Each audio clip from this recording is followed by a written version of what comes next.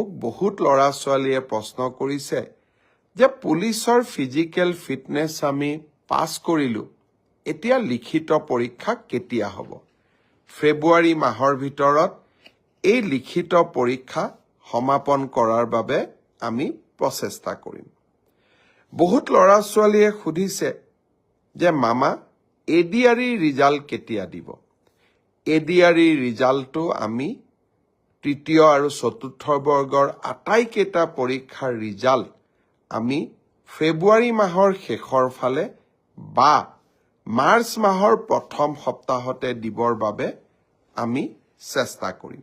ইতিমধ্যে এই গোটেই প্ৰচেষ্টাবোৰ আৰম্ভ হৈছে আৰু আমাৰ প্ৰচেষ্টা হ'ব যে নিৰ্ধাৰিত সময়ত এইবাৰ আমি প্ৰতিশ্ৰুতি দিয়া অনুসৰি 30,000 নিযুক্তি আমি যাতে সমাপন কৰিব